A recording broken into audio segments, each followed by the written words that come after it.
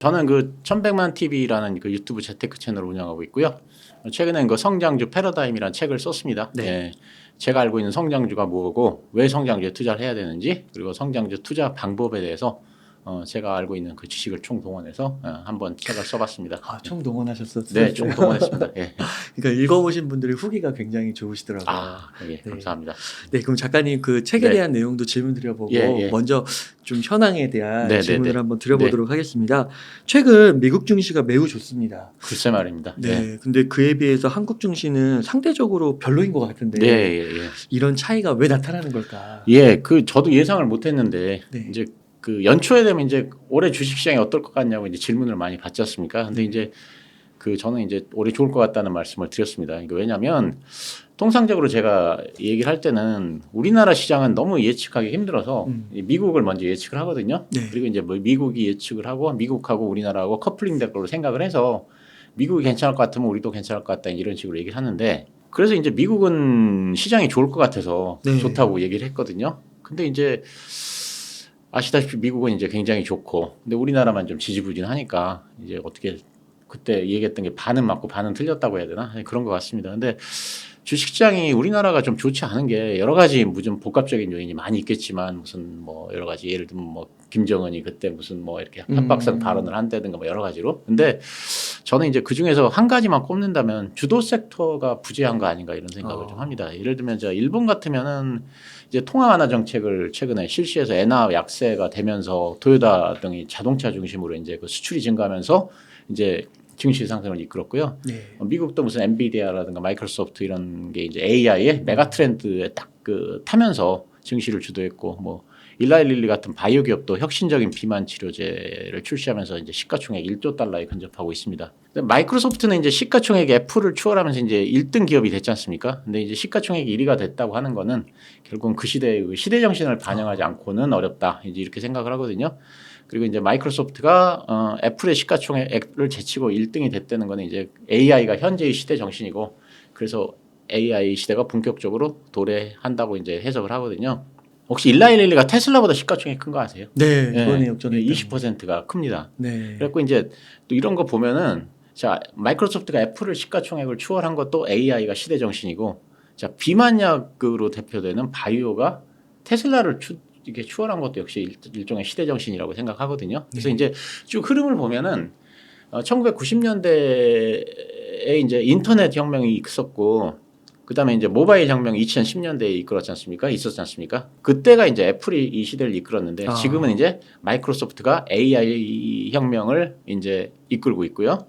그래서 이제 주가가 크게 상승한 기업들을 보면 이렇게 이제 혁신적인 주도 산업들을 주식시장 이렇게 견인하는데 우리나라는 이제 그런 게 좀 안 보이는 것 같습니다. 그러니까 미국은 애플이 쭉 그 모바일 시대를 견인하다가 이제는 마이크로소프트가 다시 AI 시대를 견인하고 테슬라가 전기차를 쭉 견인하다가 또 일라일릴리가 이제 그 혁신적인 그 비만 치료제 이런 걸로 다시 또 바톤을 받아서 쭉 견인을 하고 그러다가 이렇게 또 한참 가다 보면 또 나중에 우주 산업의 스페이스X라든가 뭐 또 테슬라가 로봇을 개발해서 로봇이라든가 이런 것들이 계속 이제 나오면서 승승장구를 해 나가는데 우리나라는 이런 혁신이 안 보이는 것 같아요.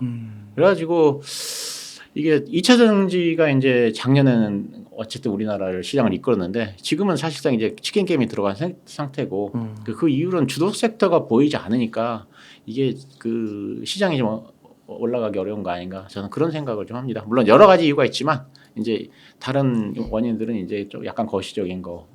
이런 것들이 저는 이유라고 생각하고 있습니다. 아, 그렇군요. 네. 근데 미국도 그 지수적으로 보면은 이제 정고점을 넘으면서 맞습니다. 많이 올라가는데 안을 들여다보면 올라가는 것만 올라가고 글쎄 그런다 그러더라고요. 네, 그러니까 이게 양극화가 S&P 500 기업들 가운데서도 크다. 그러니까 빅테크는 잘 나가는데 다른 기업들은 잘 못 나간다 이런 이야기를 하는데 그래서 이게 거품이 낀 게 아니냐. 그래서 조만간 이제 빅테크들도 부러질 수 있다. 이런 추세는 길게 지속되지 못한다. 이런 분들도 있는데 여기에 대해서는 좀 어떻게 생각하시나요? 뭐 최근에 이제 그런 얘기도 있습니다. 엔비디아가 이제 거의 목깨 이게 머리끝까지 찬 거 아니냐. 사실 그런 의견들도 많이 나오고 있는 것 같은데요. 그래서 단기적으로는 조정을 받겠지만 장기적으로는 꾸준히 상승할 가능성이 크지 않을까. 저는 그렇게 생각합니다. 주가가 꾸준히 오르리라고 생각하는 이유는 미국의 그 글로벌 산업을 이끌어가는 아까 말씀드린 혁신 섹터하고 혁신 기업들이 계속 등장하기 때문에 그렇습니다. 예, 다시 말씀드리면 이제 인터넷을 주도하던 구글과 아마존이 있었고요. 인터넷이 조금 이제 성장을 하니까 그 다음에 2010년대에는 애플이 나와서 모바일 혁명을 주도했고요. 그다음에 최근 애플이 지지부진하니까 마이크로소프트, 오픈 AI, 뭐 엔비디아가 AI 혁명을 주도하면서 다시 부각이 되고요.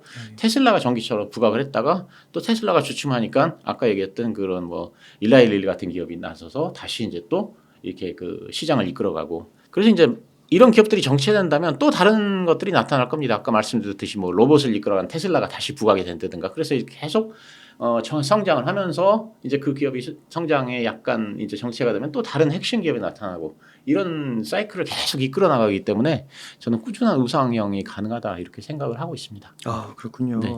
그럼 한국 주식시장 네. 한번 질문 드려보면은 이제 최근에 이제 기업 밸류업 프로그램 이게 네. 굉장히 화두인데요. 네. 뭐 소위 저 PBR주의 재발견이라고 해서 막 자동차주도 많이 올라가고 맞습니다. 그랬는데요. 네.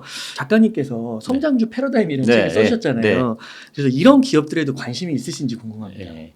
이 정부에서 이제 코리아 디스카운트 해결한다고 해갖고 이제 밸류 프로그램을 도입했고 네. 그래서 이제 어저께 발표도 났지 않습니까? 네. 근데 이제 생각보다 뭐 좀 실망스럽다고 네. 해서 주가가 어저께 빠졌고 오늘은 제가 주식을 못 봤습니다. 어떻게 됐는지.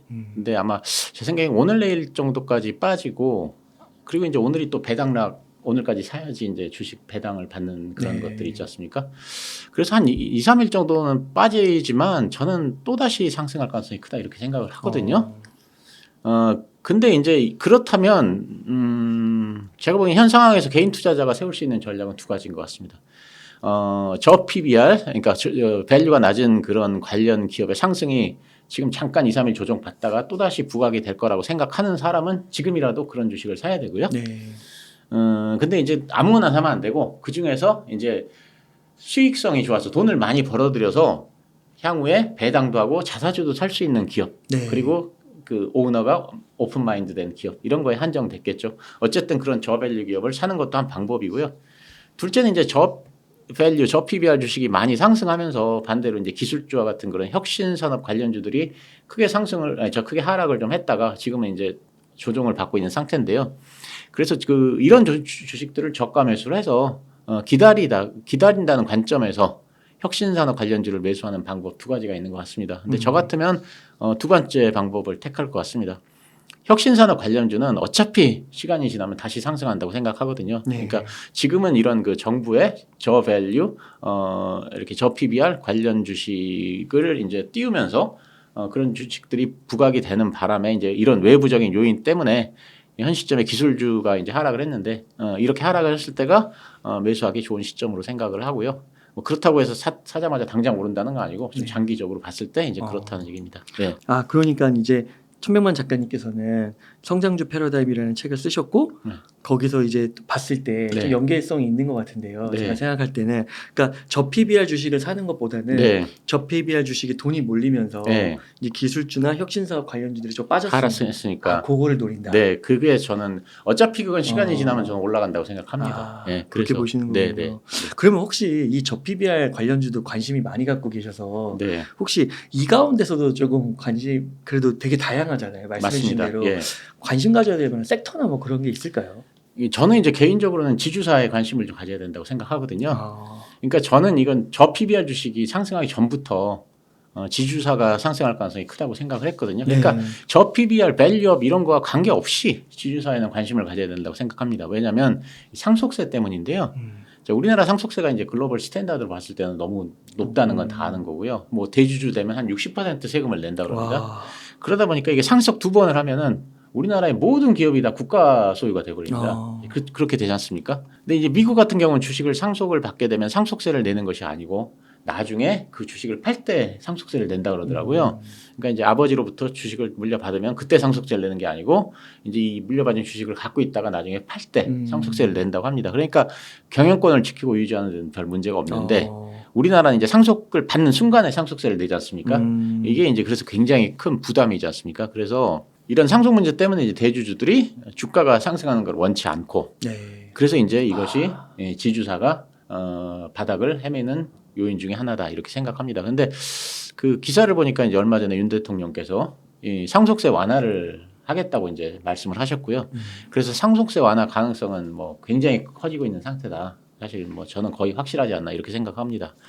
그러면 이제 그렇게 상속세가 완화가 되면 이제 지주사 주가가 본격적으로 상승하리라고 생각을 하고요. 예, 그러니까 이제 저 PBR을 떠나서 상속세 개편 과정에서 향후에 지주사가 수혜주로 떠오를 가능성이 크다 이렇게 생각을 합니다. 예, 그리고 이제 이게 대주주뿐이 아니라 일반 사람들한테도 지금은 상속세가 이제 굉장히 문제가 되는 시대인데요. 이 신문 기사를 보니까 서울 아파트값이 올라서 만약에 상속세를 이대로 놔두면 2030년에는 175만 가구가 상속세를 낸다고 합니다. 그러니까 서울 아파트의 80%가 상속세 대상이라고 합니다.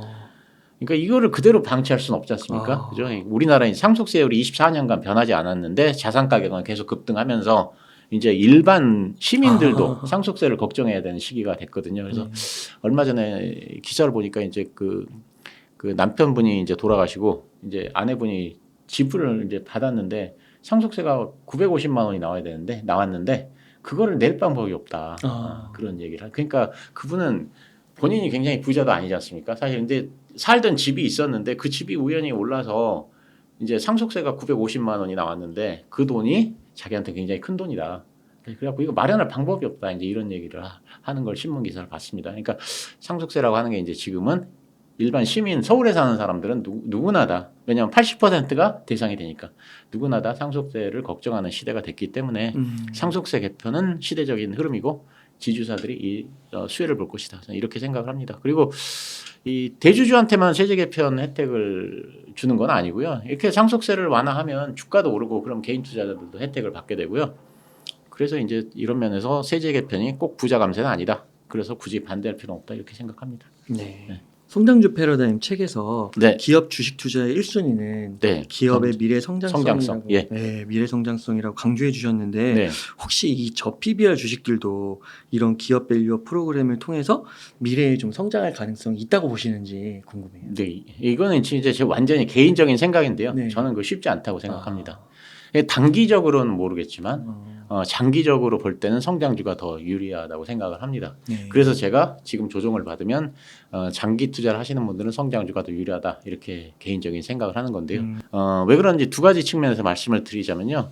첫째로 그 주식시장에는 이 시대 정신이라고 하는 게 있습니다. 옛날에 1990년대 초에는 뭐 건설, 금융, 무역의 트로이카 시대였고요. 1992년에 이제 외국인한테 주식시장을 개방했을 때 그때는 저 PER이 시대 정신이었고요. 그 다음에는 이제 저 PBR이 이제 시대 정신이었습니다. 근데 지금은 누가 뭐라고 해도 성장주가 주식시장의 패러다임입니다. 주식이라고 하는 게 이제 보면 우리 그런 말을 하지 않습니까? 미래 가치를 많이 반영하는 거다. 이게 이제 주식의 속성이거든요. 그럼 주식의 속성인 미래 가치를 제일 반영하는 게 어떤 주식이냐? 그게 성장주거든요. 그런 관점에서 이제 볼 때는 성장주라는 게 주식시장에서 가장 발달한 개념입니다. 그러니까 이제 역사가 쭉 발전을 해가지 않습니까? 예를 들면 조선시대에는 왕이 다스리는 왕조시대였고요. 지금은 이제 국가가 주인인, 국민이 주인인 그런 시민사회의 시대입니다. 근데 지금 아무리 시대가 후퇴를 해도 이제 왕조시대로 다시 돌아갈 수는 없거든요. 왜냐하면 역사가 계속 시간이 흐르면서 발전을 해오니까. 저는 약간 뭐 이렇게 너무 과장이 심한 거 아니에요 이렇게 얘기할 수 있지만 어쨌든 주식시장도 쭉 역사가 발전해오면서 뭐 트로이카 시대에서 저 PR에서 이렇게 저 PBR에서 지금 쭉 발전하면서 성장주의 시대로 발전을 해온 거거든요. 그러니까 우리나라 지금 이 시민사회가 왕조 시대로 돌아갈 수 없듯이 저는 이게 성장주가 저 PBR로 돌아갈 수는 없다 이렇게 생각을 합니다.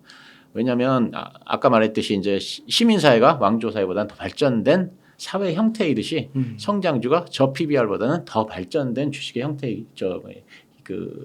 주식의 속성을 반영하는 형태이기 때문에 이제 그렇게 생각을 하거든요. 그다음에 둘째로 AI 반도체로 대표되는 그 성장주들은 글로벌 트렌드입니다. 미국을 비롯한 이제 글로벌 주식시장에서 AI 뭐 이런 것들 이 반도체 이런 게 그냥 성장주들이 쭉 상승하는데 우리나라만 이걸 외면하고 그냥 이런 것들만 무시하기는 어렵습니다. 자, 한번 생각을 해보면요. 자, 미국 시장에서 엔비디아가 계속 역사적 신고가를 막 찍습니다. 일라이릴리가 역사적 신고가를 찍고 메타가 하루에 30%씩 막 상승을 하고 뭐 ARM이 막 엄청나게 상승을 하는데 그럼 우리나라에서만 이런 걸 전부 다 무시해버리고 저 PBR, 저 밸류, 뭐 은행 이런 것만 상승하는 게 저는 불가능하다고 생각합니다. 왜냐하면 그 증권 시장이라고 하는 게 이제 글로벌하게 되기 때문에 그래서 글로벌 시장에서 성장주가 가게 되면 우리나라도 결국은 따라가게 돼 있고요. 그래서 성장주가 이제 유망하다 생각하는데 거꾸로 지금은 저 PBR은 절대로 글로벌 트렌드가 될 수가 없습니다. 네.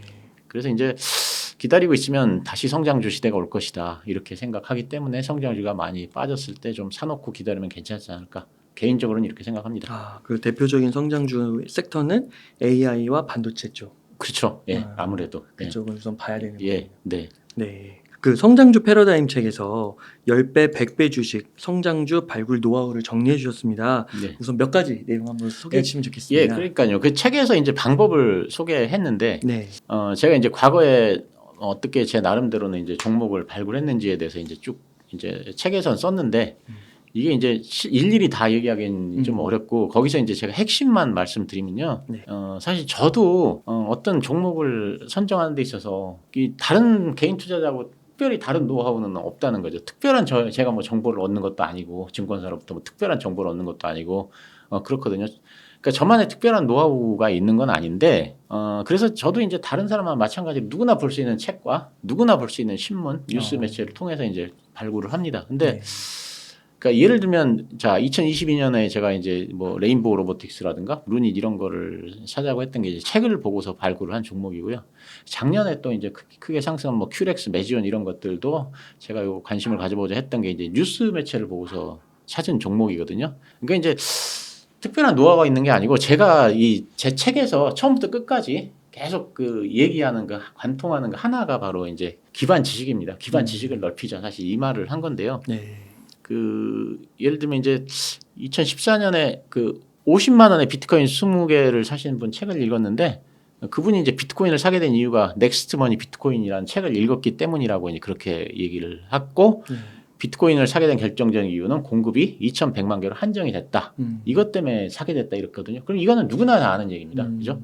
그러면 이런 공급이 2,100만 개로 제한됐다는 걸 아는 사람이라고 전부 비트코인을 사는 건 아니고요. 그렇죠. 그리고 넥스트머니 비트코인이라는 책을 읽었다고 해서 전부 비트코인을 사는 건 아닙니다. 근데 이제 이분이 그렇게 비트코인을 사게 된 거는 본인 그 구매로 연결된 것은 본인의 기반 지식이라고 합니다. 그러니까 수요 공급에 대한 지식, 경제에 관한 지식, 상품에 관한 지식, 역사에 관한 지식 이런 것들이 전부 합쳐져 가지고 시너지를 일으켜서 구매로 연결이 됐다는 거죠. 그래갖고 본인도 이제 수많은 책을 읽으면서 이런 기반 지식을 습득했다 이렇게 얘기를 했습니다. 그래서 찰리 먼거는 이제 그 격자틀 인식 모형이라는 걸 강조했는데 자 머릿속에 이 격자틀을 만들어서 각각의 이제 훌륭한 지혜가 담긴 다양한 분야 뭐 심리학, 수학 이런 것까지도 다양한 분야를 이렇게 딱 그 격자틀 안에 넣어놓고 꽉 채워놓으면 그게 이제 그러다가 그게 이제 투자를 하게 되면 그게 자연적으로 이제 융합이 돼가지고 나오게 된다. 그래서 이제 그 투자를 하는데 굉장히 많은 도움이 된다. 이렇게 얘기합니다. 그래서 격자틀 인식 모형을 구축하려면 다양한 책을 읽고 공부해서 지식을 습득해야 된다. 이렇게 돼서 이 격자틀 인식 모형이 이게 머릿속에 항상 각인이 돼서 평생 그냥 자동으로 사용할 수 있는 정도가 돼야 되고 시험을 잘 볼 정도의 수준은 안 되고 그거보다 훨씬 더 높게 자동으로 튀어나올 수 있게 다시 그런 정도로 계속 공부를 해야 된다 이런 얘기를 하고 본인도 그렇게 해서 투자에 성공했다 이런 얘기를 하십니다. 그래서 제가 드리는 말씀은 기반 지식을 쌓도록 노력을 해야 되고 그러기 위해서는 책을 많이 읽어야 된다 이런 말씀을 드리고요. 근데 이것도 한번 제가 여기 와서 말씀드린 것 같은데 책을 읽으면 이게 뭐 100권 읽으면 조금 늘고 또 100권 읽으면 조금 늘고 이런 게 아니고 한 200권 제 경험에 의해서는 읽었을 때는 아무 변화가 없습니다. 그래서 이건 뭐 읽어도 소용없네 그러고 이제 책을 읽기를 포기하는데 그렇게 하면 안 되고 한 최소한 한 400권 뭐 이렇게 읽으면 지식이 이렇게 에너지가 점점 축적되면서 있다가 갑자기 어느 순간 팍 폭발하면서 올라가는 그런 거를 저는 경험을 했었거든요. 그래서 꾸준히 책을 읽으면 자기도 모르게 실력이 늘어난다. 제가 이런 말씀을 드립니다. 그 천백만 작가님께서 실제로 그 성장주 10배 이런 주식들을 많이 발견을 하셨잖아요. 뭐 많이는 아니고 제 기준에선 많이입니다. 많이 발견하셨는데 그 발견하실 때요. 그 기반 지식을 쌓을 때 혹시 그 영어로 된 거 있잖아요. 영어 원서나 논문이나 뭐 이런 것들도 많이 보시나요? 아니 그런 건 아니고요. 그러니까 주로 한국 책을 많이 보는데 가끔 원서도 보는데 그거는 이제 예를 들면 뭐 이렇게 원서는 있는데 네. 한국 책은 없는 경우 이런 게 있고 그다음에 논문 같은 것도 읽긴 한데 그게 주식을 찾기 위해서 읽는 건 아닙니다. 근데 이제 뭐 양자 책도 읽으시죠? 양자 물리학 물리학 책 같은 건 제가 굉장히 좋아해서요. 네. 물리학 논문 같은 건 많이 찾아 읽는데 네. 그게 뭐 직접 투자로 연결되는 건 아니지만 기반 지식을 쌓는 데는 굉장히 많은 도움이 되는 것 같습니다. 그럼 보실 때 한국에 막 유튜브에도 정보가 많고 네. 그 교보문고 이런 데 가면 또 정보들이 엄청 많잖아요. 네. 그런 책들 속에서도 충분히 투자 아이디어, 좋은 아이디어 찾을 수 있다고 보세요? 당연히 그렇게 생각합니다. 저는요. 예. 그렇군요. 네. 막 굳이 막 원서를 찾고 막 이러진 않아요. 예. 그리고 원서 찾으면 읽으면 또 너무 시간도 오래 걸리고 저 같은 사람은 네, 좋은 것 같습니다. 그러면은 책에서 또 이제 100배 성장 유망 섹터를 언급해 주셨습니다. 그래서 작가님이 보실 때 100배 성장 유망 섹터 무엇이 있을까? 예. 저는 일단은 무조건 AI라고 생각하고요. 네. 계속 그냥 제가 하여간 작년 초부터 계속 AI만 말씀드린 것 같아요. 네. 그래서 AI하고 로봇. 근데 AI가 저는 그래서 메가 트렌드라고 생각하는데요. 아까 이거 잠깐 설명을 드렸는데 다시 말씀드리면 네.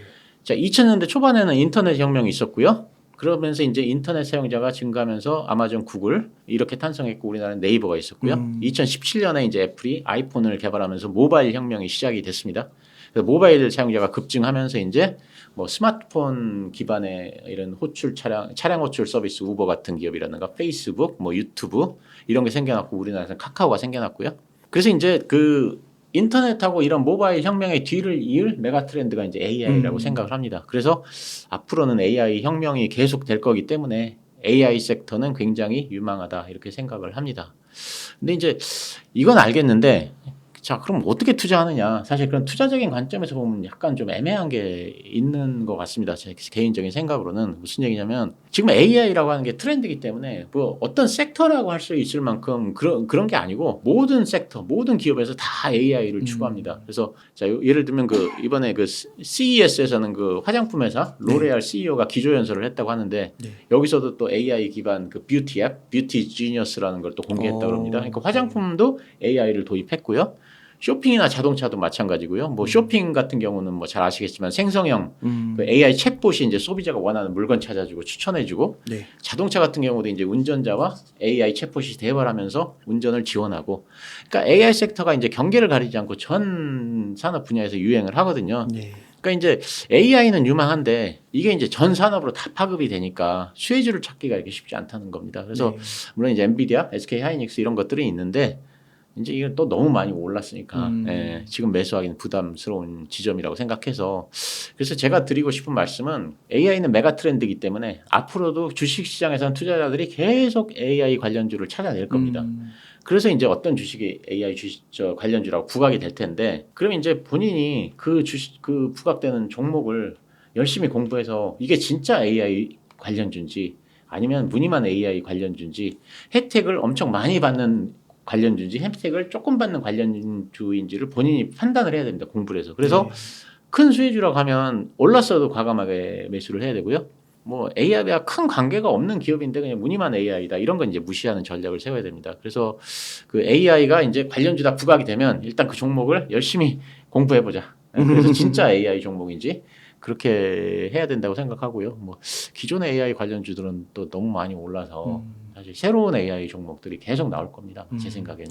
그러면은 대표님 좀 구체적으로 100배 성장 유망 섹터 가운데 좀 진짜 가능성 높은 기업들이나 뭐 종목이나 좀 언급해 줄 수 있을까요? 그러니까요. 이게 지금 그러니까 AI 관련해서 섹터는 유망한 줄 알겠는데 종목을 찾기가 이제 사실 굉장히 어렵고요. 너무 많이 올랐고 사실 그래서 이제 또 의외로 종목은 제가 관심 있는 종목은 또 AI와 조금 다른 면이 있습니다. 그래서 이제 옛날에는 빵이라든가 매그니피선트 뭐 세븐 이런 식으로 얘기를 했는데 이제 제가 이름을 붙인 게 있어요. BIU라고 바이우. 이 B는 비트코인, I는 일라이릴리, U는 우라늄 이렇게 첫 글자를 딴 겁니다. 이걸 이제 제가 그래서 세 개를 BIU, 바이우라고 저는 개인적으로 이제 부르는데. 이것들의 이제 공통적인 특징이 있습니다. 뭐냐면 수요에 비해서 공급이 턱없이 모자란다는 거예요. 그러니까 이 수요 공급이 이미 깨져버린 건데요. 저는 이런 주식 시장이나 자산 시장에서 수요 공급의 불일치가 가장 강력한 상승 모멘텀이라고 생각을 하거든요. 그래서 이제 이런 자산과 종목에 관심을 갖고 있는데요. 일단은 수요 공급이 깨진 가장 대표적인 자산은 이제 비트코인이라고 생각합니다. 요즘 이제 보면 유튜버들이 이제 그 수요 공급 깨졌다 이런 맞아요. 얘기를 많이 하던데 이제 어쨌든 저는 이제 그분들 말을 듣고 하는 게 아니고 제가 맞아요. 이제 옛날부터 얘기를 했었습니다. 지난번 출연에서도 강조해 주셨어요. 예. 네. 그래가지고 이제 그때만 샀어도 오늘 오늘 너무 올라가지고 10% 그러니까 올라더라고요. 10% 올랐어요. 오늘 10% 올랐어요. 대단하구나. 네. 그 마이크로 스트래티지는 15% 오르고 애프터장에서 또 한 5% 2% 20%. 그렇습니까? 네. 예. 어제 3,000개 샀다고 그러더라고요. 맞아요. 3만 개인가? 3,000개. 그 뉴스는 본 것 같습니다. 예. 대단하네요. 네. 예. 그 비트코인이 이제 일일 생산량이 900개인데 다들 아시다시피 네. 현물 ETF에서 필요로 하는 비트코인이 한 10,000개? 현재는 그렇다 그럽니다. 네. 그럼 제가 수요가 공급보다 10배가 많으니까요. 이게 당연히 이렇게 모자랄 수밖에 없는데 이제 4월 한 20일 되면 이제 반감기가 되지 않습니까? 그럼 이제 하루 생산량이 450개로 축소됩니다. 그러면 이게 지금 10,000개씩 필요한데 이거 어디서 구하냐 이거죠. 물론 이제 시간이 지나면서 비트코인 ETF 수요가 줄어들 수는 있습니다. 근데 제가 보기엔 아무리 줄어도 2,000~3,000개 하루에 필요하다고 생각하는데 그러면 450개가 생산되는데 2,000~3,000개가 필요하다. 그러니까 이제 극심한 공급 부족이 계속될 가능성이 크다는 얘기고요. 그래서 이제 현물 ETF로 자금이 유입되면 ETF 운영사들이 이제 비트코인을 그에 해당하는 만큼을 사야 되는데 네. 이런 뭐 코인베이스라든가 이런 데서 사게 되면 이제 가격이 오르니까 지금은 장외 시장에서 이제 삽니다. 근데 그래갖고 이제 대표적인 게 채굴업자로부터 사는 건데 이 채굴업자도 뭐 비트코인 갖고 있는 게 한계가 있으니까요. 뭐 들리는 얘기하면 블랙록 같은 데가 이제 비트코인이 모자라 갖고 이제 채굴업자랑 계약을 체결했다고 그러더라고요. 뭐 진짜인지 모르겠는데 그래서 네. 이제 거기서 채굴한 건 다 블랙록에서 산다 이런 식으로. 근데 그것 갖고도 모자라기 때문에 비트코인을 이제 못 구하면 할 수 없이 코인베이스에 들어와서 사야 됩니다. 그러면 이제 이게 커다란 가격 상승이 나올 수 있다. 그래서 이제 이게 언제인지 모르겠지만 이게 그렇게 이제 이런 ETF 운영사들이 장내로 진입해서 비트코인을 사게 되면 가격 상승은 굉장히 클 수밖에 없다. 저는 개인적으로는 이렇게 생각을 하고요. 네. 근데 이게 제 자료를 찾아보니까 2022년도 1년 반쯤 전에 제가 웅달에 출연해갖고 우라늄에 관심을 가져봅시다 이런 얘기 한번 했는데 기억 안 나시죠? 기억납니다. 네. 우연히 그때부터 오르기 시작했어요. 진짜요? 예. 그래가지고 뭐 굉장히 많이 올랐습니다. 네. 그리고 그때 방송한 다음에도 확 올랐어요. 네. 맞습니다. 그렇구나. 예. 네. 그리고 이제 비만 치료제도 마찬가지인데요. 이제 이것도 공급이 수요에 비해서 극심하게 이제 모자랍니다. 자, 모건 스탠리에 의하면 2022년에 한 3조 규모 시장이었는데 2030년에는 103조 이렇게 올라간다 합니다. 그러니까 8년 만에 30배가 성장하는 건데요. 이제 뭐 비만 인구가 이제 기하급수적으로 늘어나고 있고요. 그래서 저는 이제 비만 치료제 관련 바이오 기업도 이제 구조적 성장주라고 생각하거든요. 근데 현재 비만 치료제 시장은 이 제품이 사실상 세 개 있는데요. 그 노보노디스크의 싹센다하고 그다음에 이제 위고비하고 일라일리의 젯바운드가 있는데 이 싹센다는 불편해서 사실상 안 씁니다. 왜냐하면 매일 주사를 맞아야 되고요. 그다음에 효과도 이제 그 위고비나 젯바운드에 비해서 작고요. 그래갖고 실제적으로 양분을 하고 있는 거는 노보노디스크 위고비, 일라일리의 젯바운드 이렇게 딱 두 개가 이렇게 시장을 형성하고 있습니다. 근데 이게 예를 들면 반도체다, GPU가 모자란다. 그러면 아무나 만들 수 있지 않습니까? 아무나 만들어서 성능만 나오면 그냥 팔면 되잖아요. 근데 이거는 그게 이제 불가능한 게 임상을 거쳐야 됩니다. 그래서 임상을 거치려면 최대 10년까지 걸립니다. 그러니까 이제 지금 후발주자들이 들어오려면 지금 들어오려면 이제 들어와서 임상을 거쳐야 되는데 이 임상이라고 하는 게 뭐 올해 시작해서 내년에 끝나는 게 아니지 않습니까? 그러니까 이건 구조적으로 지금은 들어오기가 어려운 상태가 사실 되는 거죠. 그래서 이 공급이 수요에 비해서 턱없이 부족한 현상은 이제 계속될 수밖에 없습니다. 임상이란 또 허들이 있기 때문에. 그래서 이 일라일리하고 노보노디스크가 2030년까지는 이 전 세계 비만 시장의 80% 점유율을 유지할 걸로 예상을 하고요. 당분간은 이 두 회사와 경쟁할 회사는 없다 이렇게 말씀을 드리고요. 그리고 이제 일라일리가 전체 시장의 한 50%를 차지할 거라고 그렇게 얘기를 합니다. 노보노디스크 같은 경우는 작년에 광고도 했는데 광고도 중단해 버렸습니다. 어차피 뭐 팔지도 못하는데 없어서 그래서 광고도 중단했고 지금 덴마크에서 공장 증설을 하고 있고요. 일라일리도 이제 독일에 공장 짓고 있고 그다음에 이제 미국에도 공장 짓고 있고 사실 이런 상태입니다. 예, 그래서 이게 이제 또 해외 수출용으로 다 외국에서 전부 다 이런 약들을 승인을 했는데 승인을 하면 뭐합니까? 물건이 없는데. 지금 이제 일라일리 같은 경우는 미국에도 대기가 너무 빡빡한데 수출을 못 하잖아요. 그러니까 승인을 외국에 했어도 수출 자체가 사실상 전혀 안 되고 있는 그런 네. 상태입니다. 그래서 이것도 수요 공급이 깨진 그런 그 주식이다 이렇게 생각을 합니다. 그 비트코인 1112 우라늄 ETF 이런 것들 언급해 주셨는데요. 이것도 이제 가격이 많이 올랐잖아요. 네. 근데 보실 때 네. 여전히 좀 더 오를 여지가 예, 있다. 저는 그렇게 생각합니다. 예. 그러세요. 예. 그럼 AI 쪽 그 뭐 매그니피센트 세븐이나 이런 쪽은 뭐 오를 수는 있지만 상승률이 이것보다는 크지 않다고 보시는 건가요? 저는 개인적으로는 그렇게 생각합니다. 그러니까 확실하게, 그러니까 아까 말씀드렸듯이 가장 그 주식시장에서 그 이 센 테마는 수요 공급이 깨진 네. 거라고 생각하는데 일단 비트코인은 완전히 깨졌다고 생각하고요. 그다음에 그 일라일이나 우라늄도 역시 깨졌다고 생각하는데요. 이게 그 매그니피센트 세븐 막 이런 얘기 하시는데 그 IT 쪽에서 확실하게 그 수요 공급이 깨진 거는 엔비디아입니다. 그죠? 왜냐하면 GPU를 사겠다고 하는 사람은 많은데 팔지는 못하지 않습니까? 특히 지금 보니까는 그 TSMC에서 허들이 걸려갖고 생산을 제대로 못한다 그러더라고요. 그러니까 엔비디아에서 요구하는 물량을 전부 소화하기 위해서는 그 TSMC의 첨단 공정의 50%를 배당을 해야 되는데 그거 자체가 이제 현실적으로 불가능하다는 얘기죠. 애플도 있고 막 하고 하니까. 그래서 이제 생산 자체가 이제 그 이렇게 많이 생산을 못하니까 수요 공급이 이것도 깨진 건데 그래서 저렇게 많이 오른다고 생각하거든요.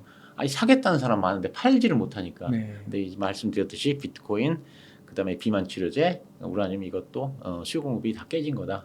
그래서 장기적으로 뭐 우상향을 할 수밖에 없지 않나. 개인적인 생각으로는 그렇습니다. 아 그렇군요. 네. 그러면 혹시 책에서 이렇게 언급한 기업들 외에도 최근에 뭐 새로 좀 발굴하셨거나 텐베거 뭐 100배 성장 기업 혹시 있으신가 해가지고요. 아예 텐베거까지는 몰라도 그 3년 정도 안에 꽤 큰 상승을 할 것으로 생각하는 종목을 뭐 찾아서 투자를 하고 있는데요. 제가 이제 제 유튜브 멤버분들한테 이제 얘기를 했는데 이게 시가총액이 너무 작아서 여기서 말씀드릴 수는 없고요. 그렇죠. 근데 이제 어떻게 찾게 되느냐 이제 다시 한번 말씀드리면 신문 기사 통해서 이 종목을 알게 됐고요. 이제 기사를 접했을 때 이제 매력적이라고 판단한 다음에 증권사에서 발행한 보고서를 그다음에 찾아봅니다. 2단계로. 그럼 증권사 보고서를 쭉 읽어보고 공부를 해봤는데 역시 매력적이다 생각을 했고요. 그래서 3단계로 기업 탐방을 갔습니다. 기업 탐방도 했어요? 그래서 기업 탐방을 해보니까 그것도 괜찮았어요. 그래서 밸류에이션을 해봤더니 상승 여력이 충분하다고 해서 판단돼서 이제 투자를 했는데 저는 개인적으로는 이 방법이 제일 좋다고 생각합니다. 그래서 첫째, 책이 됐건 신문 매체가 됐건 뭐 우연히 옆 사람한테 들었건 관계없이 일단 어떤 기업을 발견했다 치면 그럼 이제 2차로 증권 보고서를 찾아봅니다. 그 기업에 대해서 증권 보고서를 찾아보고 공부를 했더니 괜찮다. 그러면 이제 3차로는 기업 탐방을 가는데 그렇게 해서 기업 탐방을 가서 그 결과를 가지고 밸류에이션을 해보면 이게 이제 어느 정도 판단이 서는데 일반 투자자들은 뭐 기업 탐방 가기가 어렵지 않습니까? 그러니까 이런 경우에는 최소한 회사에 전화라도 해보자. 궁금한 것들. 그래갖고 본인이 알고 싶은 것들을 파악을 한 다음에 밸류에이션을 해보고 주식을 매수하는 게 좋다고 생각하는데요.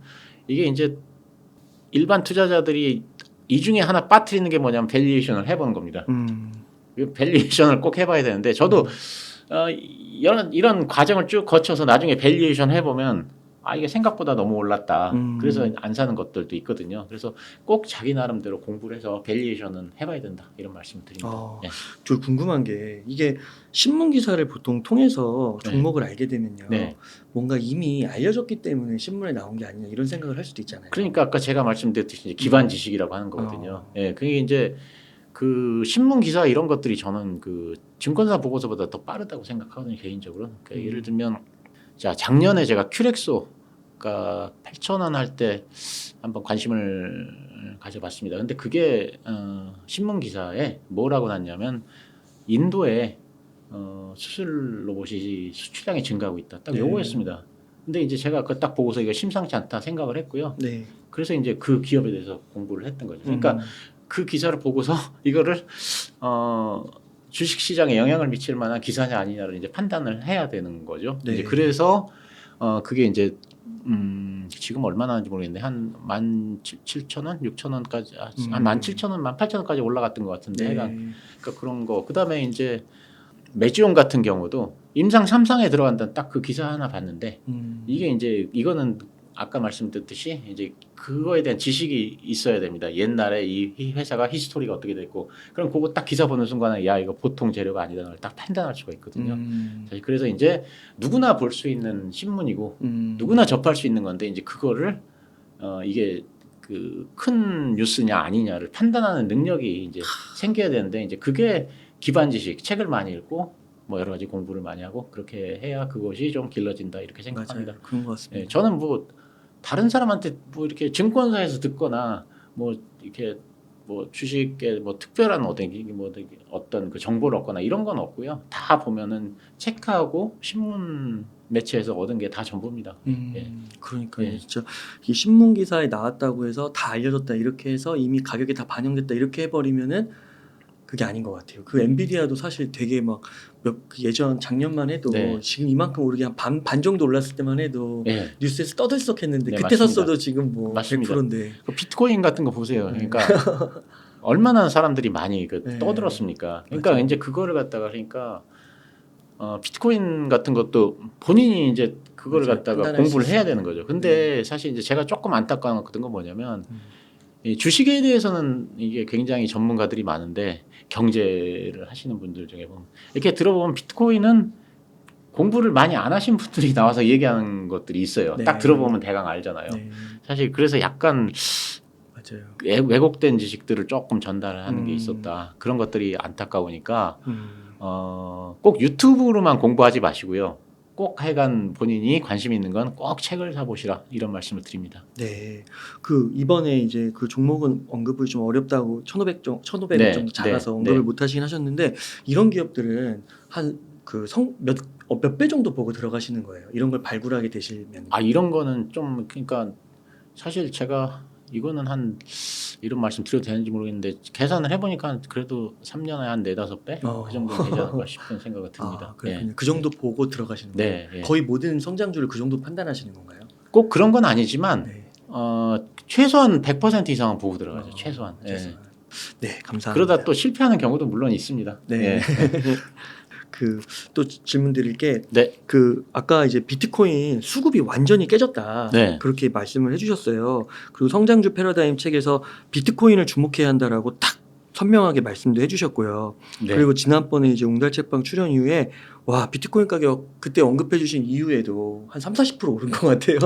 요즘은 너무 무섭더라고요. 그러니까요. 야. 그래서 앞서서 조금 질문 드리기도 했지만 한 번 더 네. 여쭤보면 네, 네. 앞으로도 성승여력이 있다고 보시는지. 저는 이제 결론만 네. 말씀드리면 그렇게 생각합니다. 네. 이게 아까 얘기했듯이 첫째로는 수요 공급이 깨진 상태고요. 그래서 그러니까 공급이 수요보다 적은 거죠. 네. 네, 수요가 너무 많은 거죠. 그거에 비해서 공급은 없고. 그래서 이제 아까 잠깐 말씀드렸듯이 이제 뭐 그 현물 ETF로 유입되는 비트코인 수량이 지금 비트코인 채굴량의 10배 정도가 되는데 네. 반감기가 되면 이제 또 공급량이 반으로 줄어들고요. 네. 그래서 지금까지 현물 ETF가 출시된 후에 이 비트코인 ETF로 유입된 자금이 뭐 100억 달러 이상이라고 합니다. 근데 이제 그 앞으로도 계속 뭐 이렇게 엄청난 금액이 들어올지 뭐 그거는 잘 모르겠습니다만 그래도 절대적인 금액 자체는 굉장히 클 것이고요. 들어오는 금액이. 네.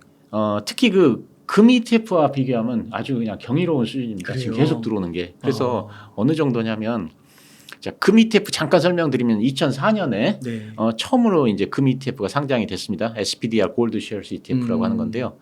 이게 이제 상장 후 3일 만에 10억 달러를 돌파했습니다. 이것도 굉장히 큰 금액이거든요. 네. 3일 만에 10억 달러면.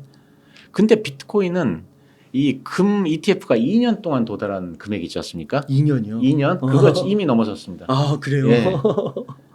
야 예. 어마어마하구나 진짜. 예, 이렇게 그래서 네. 이런 식으로 지금 들어오고 있는데 앞으로도 들어올 돈이 많습니다. 네. 그렇죠? 그러면 이제 또 4월 한 20일경이 반감기인데 이 와. 반감기가 되면 극심한 공급 부족에 직면할 가능성이 크다. 그래서 이 비트코인이 꾸준한 상승을 할 가능성이 크다 이렇게 생각하는데 그래서 이번에는 그 되게 보면 이제 그 원래는 반감기가 지나고 나서 한 1년 반 정도가 큰 상승을 하지 않습니까? 맞아요. 그러고 나서 이제 큰 하락을 하는데 이 하락이 이게 별로 없을 수도 있겠다 와, 이런 생각이 저는 계속 돈이 들어가세요. 예 그런 생각을 합니다.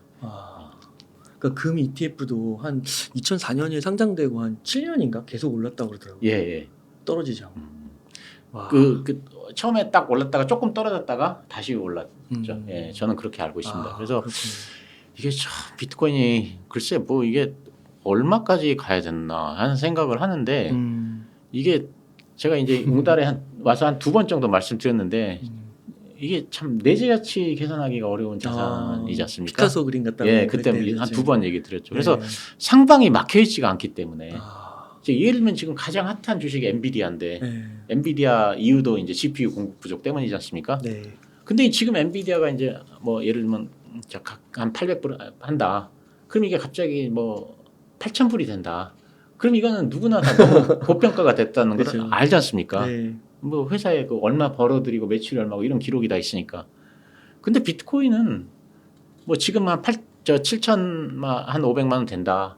근데 갑자기 이게 2억이 돼도 3억이 돼도 어떻게 밸류에이션 자체가 이렇게 쉽지 않기 때문에 그거 자체가 이상하다고 할 수는 없거든요. 그렇지 않습니까? 네. 예. 피카소 얘기하셨는데 피카소 그림이 뭐 10억이었다가 갑자기 이런 100억이다. 그래가지고 맞아요. 저거 뭐 사기다 이런 사람은 없으니까요. 왜냐하면 이게 내재 가치를 측정할 수 없기 때문에 사실 그래서 실제적으로 사람들은 내재 가치가 없기 때문에 뭐 자산으로서 뭐 가치가 뭐 없네 이런 얘기를 하는데 거꾸로입니다. 사실은 내재 가치가 없기 때문에 굉장히 큰 상승을 할 수가 있다고 저는 그렇게 생각합니다. 그러면 그 아까 이제 비트코인이 반감기 지나서 한 1년 6개월 동안 이제 상승을 한다고 봤잖아요. 네. 근데 어떤 분들도 그렇고 저도 좀 느끼는 게 이게 좀 빨라진 거 아닌가. 예. 그런 생각이 드는데 어떠세요? 그러니까요. 이게 지금 그 3번에 걸친 반감기를 보면 반감기 이전에는 별로 상승하지 않고 있다가 이제 반감기가 지나면서 이제 1년 6개월간 상승을 하는데 이제 그 마지막에 이제 제일 큰 상승을 하고요. 그러고 나서 이제 떨어지는데 근데 이제 그 이번 반감기는 과거랑 좀 다른 게 있습니다. 그러니까 반감기 이전에 상승을 해버린 거죠. 그래서 이제 2가지로 생각을 할 수 있는데 하나는 그 선반영된 거다. 나중에 그렇게 되면 이제 예를 들면 지금 이제 4월이 반감기니까 원래대로 따지면 내년 10월까지 올라야 되는데 내년에 상승분이 별로 없을 거다. 이런 얘기를 하시는 분들이 있고. 맞아요. 근데 이제 제 생각은 조금 더 다른 게 지금 이렇게 상승을 한 건 왜 상승을 했냐면 ETF 때문에 상승을 했거든요. 그러니까 반감기 때문에 상승한 건 아직 상승을 안 했다는 얘기죠. 그럼 그대로 있는 거고. 그대로 있는 거고 ETF 때문에 이제 상승을 한 거죠. 그렇군요. 왜냐면 그게 반감기 효과가 나타날 수밖에 없는 게 아니 지금 공급이 없는데 지금 공급이 반으로 더 줄어버리지 않습니까? 맞아요. 사실 그럼 반감기 효과가 나타날 수밖에 없는 거 아니냐. 맞아요. 저는 그런 생각을 하고 있습니다. 야, 또 그렇게 해석할 수도 있겠네요. 예. 야, 진짜 그러면은 진짜 비트코인 얼마 되는 거예요? 진짜 이게 상상도 안 가는데요.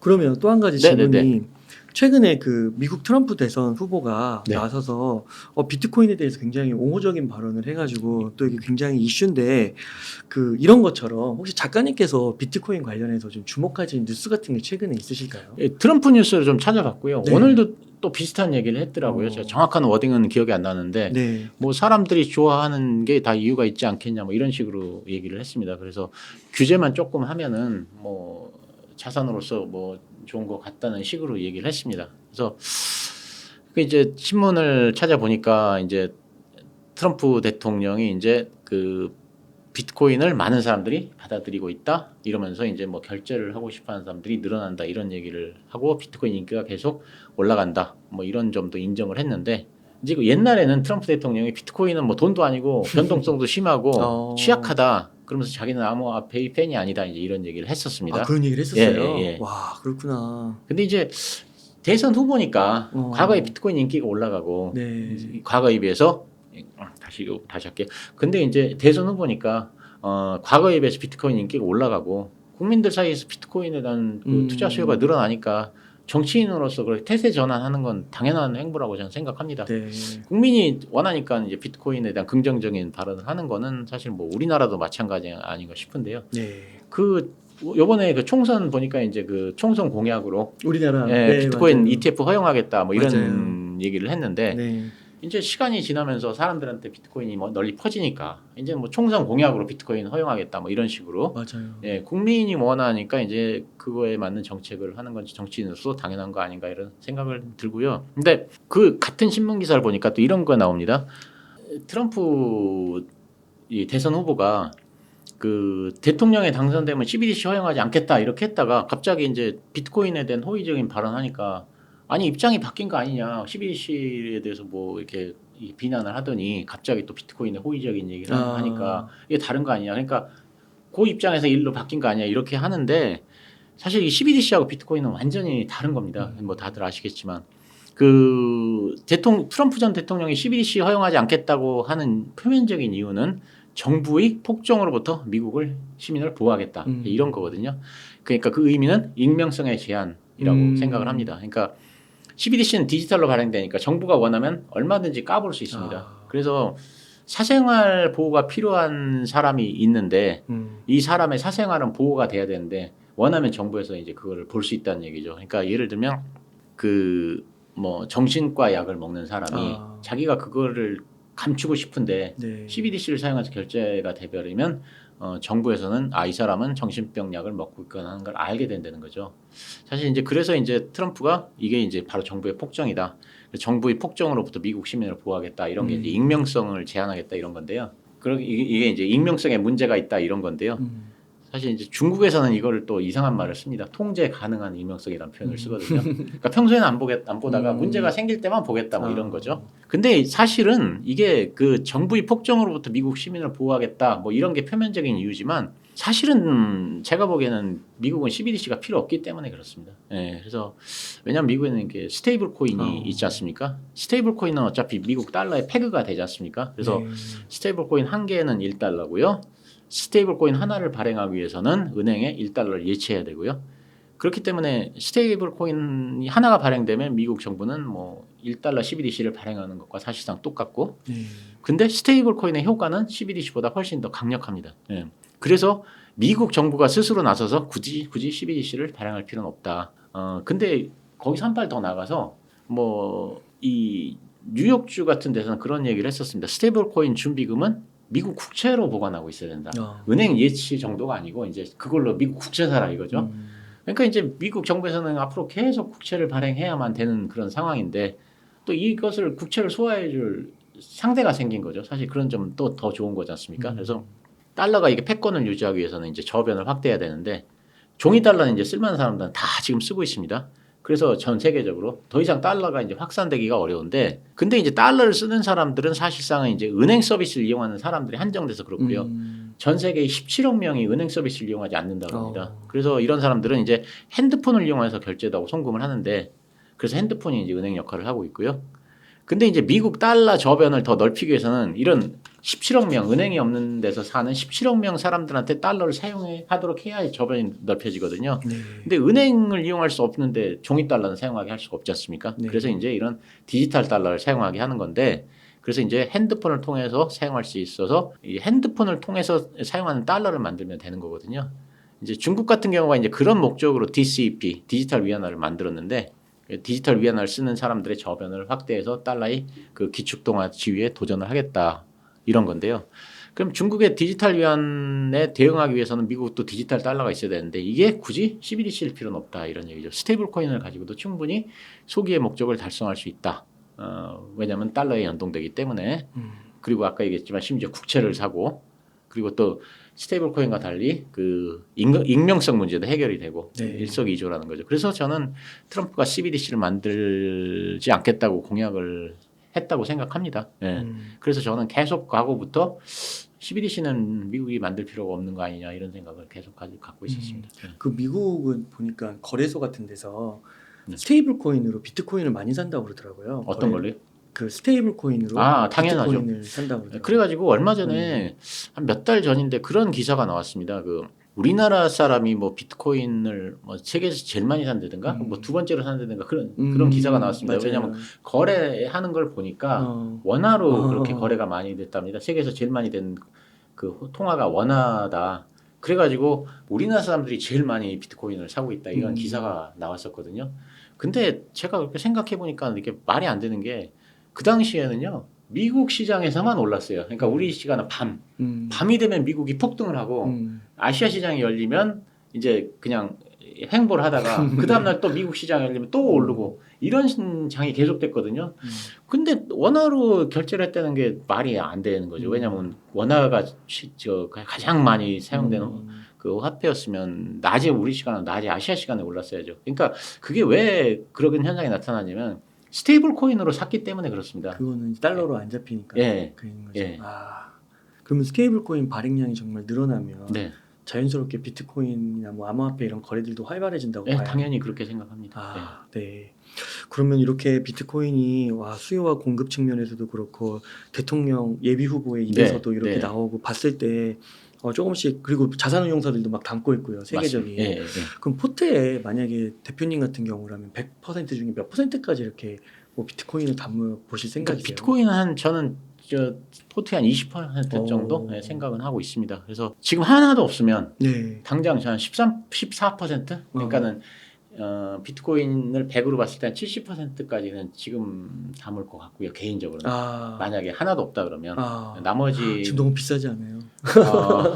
그래도 원래 자산이라고 하는 게 또 비싼 게 더 오르니까요. 나머지는 이제 시장 상황에 가면서 분할 매수를 하는 게 개인적으로는 좀 좋겠다. 그러니까 자산이 100이면 그중에 20 정도는 비트코인을 하는데 14% 정도는 당장 채우고 한 6% 정도는 조정을 받으면 뭐 사고 뭐 조정 안 받고 계속 가버리면 그냥 어쩔 수 없는 거고 사실 그런 생각을 좀 하고 있습니다. 그 책에서 성장주 패러다임 책에서 말씀해 주신 게 무조건 싸게 살려고 기다리면 또 오지 않는 거고 적절한 가격이나 조금 비싸더라도 성장주면 사는 거 그런 관점인 거잖아요. 그리고 지금 아까 얘기했지만 뭐 수요 공급이 지금 불일치가 되기 때문에 확률적으로 떨어질 확률보다는 올라갈 확률이 더 크다 이런 생각이 들고요. 이게 또 이 비트코인이라고 하는 게 아까 본질 가치가 애매하기 때문에 한번 오르면 또 어디까지 오를지를 모르는 자산이고요. 사실 그런 생각입니다. 그러면 그런 것도 있을까요? 이게 그 폭락을 한다 해도 막 예전처럼 막 80% 그거는 이제는 거의 불가능하지 않을까 그런 생각을 합니다. 그렇군요. 그러면 지금까지 이렇게 성장주와 비트코인에 대해서 말씀해 주셨는데 좀 너무 구체적인 질문이긴 한데 실제로 작가님께서 최근 몇 달 동안 포트에 좀 담은 자산이 있으실까요?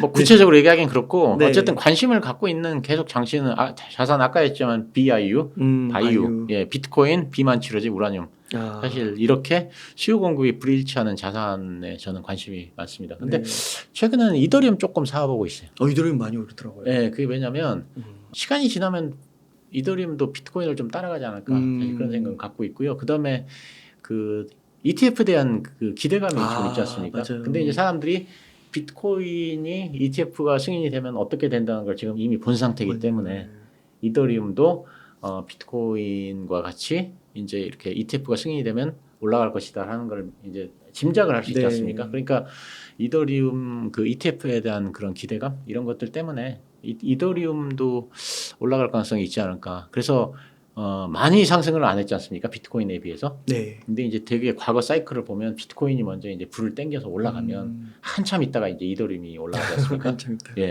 그래서 비트코인이 없는 사람은 너무 비싸서 못 사겠다. 사실 그러면 또 이더리움 사는 것도 저는 한 방법이라고 생각은 합니다. 그럼 대표님 지금 1억 원 정도 여유 자금이 있으시다면 어떻게 투자 전략을 세우시겠나요? 아까 말씀드린 대로 비트코인 한 2천만 원 정도 투자하고요. 그다음에 BIU 비트코인은 이미 말씀드렸으니까 이제 그 비만 치료되고 우라늄 2천만 원씩 그리고 최근에 이제 제가 그 성장주 위주로 해서 한 4천만 원 이렇게 해서 한 1억 정도 생각을 해보겠습니다. 감사합니다. 오늘 이렇게 성장주 패러다임을 현실의 상황과 엮어서 너무 잘 설명해 주셔서 감사드리고 시청자님들께서도 성장주 패러다임 꼭 한번 읽어보시면 성장주와 또 앞으로의 폭발적인 수익도 기대해 보시면서 공부도 많이 되시지 않을까 싶습니다. 그럼 끝으로 저희 웅달책방 시청자분들을 위한 한 말씀 부탁드리겠습니다. 그 정부 정책 때문에 그 저밸류 주식이 이제 많이 상승을 했습니다. 뭐 하루 이틀 조정은 받지만 제가 보기엔 뭐 다시 또 상승할 가능성도 굉장히 크다고 생각합니다. 그래서 성장주는 좀 지지부진한데요. 개인적으로는 지금이 성장주 매수하기에 그 적합한 타이밍이라고 생각을 합니다. 그래서 성장주에 한번 관심을 가져보자 이런 말씀을 드리고요. 이제 웅달책방 시청자 여러분들도 모두 다 성공 투자 기원합니다. 감사합니다. 이렇게 해서 성장주 패러다임의 1100만 작가님을 모시고 이야기를 나눠봤습니다. 긴 시간 동안 유카이 사이트 많이 나눠주셔서 감사의 말씀 드립니다. 오늘 고생 많으셨습니다. 감사합니다.